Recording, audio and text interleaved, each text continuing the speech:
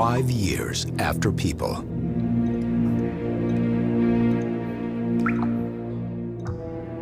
Into the very heart of one of America's most eerie and beautiful national parks drips a steady rain of antifreeze.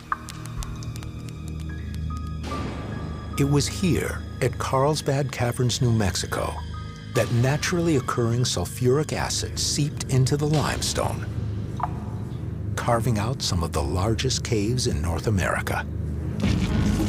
In the time of humans, the caverns drew 350,000 tourists a year, tourists who arrived by bus and by car. We have 3 very large parking lots that we've built right on top of the cave. And if you think about it, if you have an older car sitting on your driveway, you get those little spots of oil and antifreeze and other fluids on that pavement. Now multiply that times 350,000 visitors a year. 750 feet of limestone separates the parking lot from the caverns below.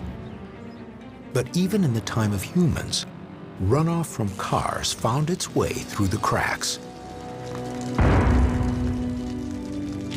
Scientists estimated more than 1 million gallons of contaminated water seeped into the caves every year.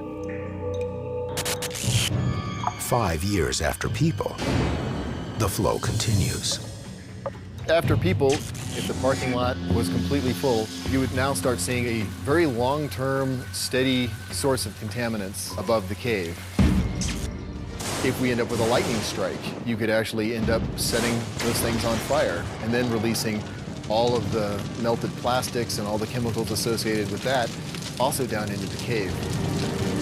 So you'd probably still be looking at decades before the vehicles were deteriorated enough to no longer be supplying contaminants into the underground.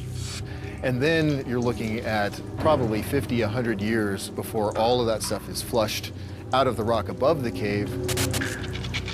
The influence of man will continue to be felt here for a very, very long time.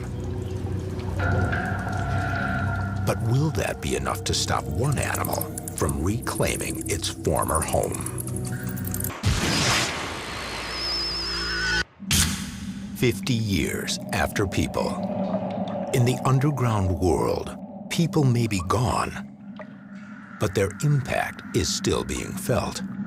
Studies in the time of humans showed it would take at least 50 years for the last drops of oil and antifreeze to make its way through the 750 feet of rock above Carlsbad Caverns. Now, the cavern is beginning to return to its natural state. And that state is filled to the brim with bat droppings. In a life after people, the bat population in Carlsbad Cavern would probably start to increase, mainly because we start reducing the amount of stress on them. The bats go out, fly around, primarily the Pecos River, eat tons and tons of bugs. And they bring all that back into the cave. As they're hanging there, they're doing their business and they're dropping guano down on the cave floors. And that guano pile is an extremely rich system of organics. The organic material proves to be a fertile spawning ground for millions of insects, millipedes, centipedes, and cockroaches. It's sort of like a scene out of Indiana Jones. It's kind of creepy.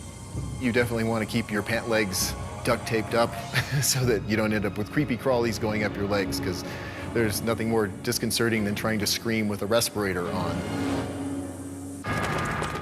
After people, eventually they're going to fill up their usable space with guano. There's sort of no natural system that flushes the guano out, so it just gets deeper and deeper. We know that at one point, the guano pile in the Bat Cave section of Carlsbad Cavern was more than 60 feet deep. As these creatures start to reclaim territory they've long avoided, Carlsbad Caverns is slowly becoming a giant guano-filled bat cave.